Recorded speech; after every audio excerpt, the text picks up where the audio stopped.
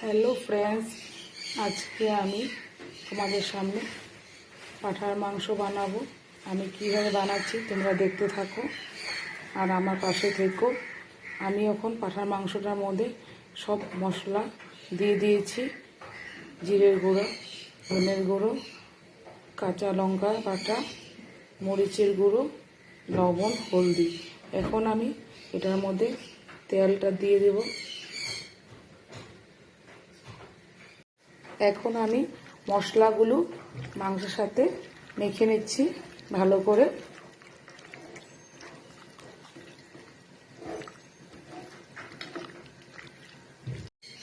মাংসটা ভালো করে মাখা হয়েছে, এটা আমি আধা ঘন্টা ঢেকে রাখবো।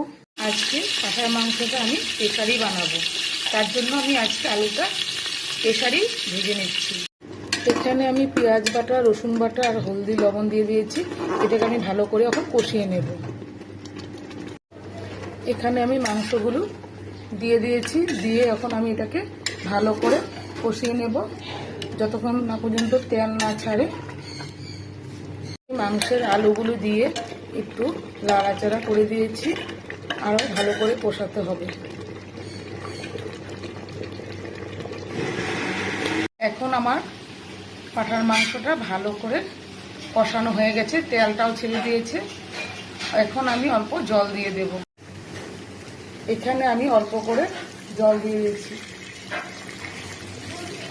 জলটা দেওয়ার পর আমি এটাকে ভালো করে একটু লাড়া দিয়ে দিয়েছি। দেওয়ার পর তারপর আমি এটাকে এখন লাগিয়ে দিব প্রেসারটা। আমি প্রেসারটা ভালো করে লাগিয়ে দিলাম। একটা সিটি মারলে তারপর আমি প্রেসারটা খুলে দেব। এখন লাল লাল ঝাল ঝাল পাঁঠার মাংস রেডি হয়ে গেছে। তোমাদের যদি আমার আজকে পাঁঠার মাংসটা তোমাদের ভালো লেগে থাকে তাহলে তোমরা একবার ট্রাই করে দেখতে পারো। আর আমার ফেসবুক পেজটাকে তোমরা ফলো করে দিও, আর আমার ইউটিউব চ্যানেলটাকে তোমরা লাইক, কমেন্ট, শেয়ার আর সাবস্ক্রাইব করে দিও। টাটা।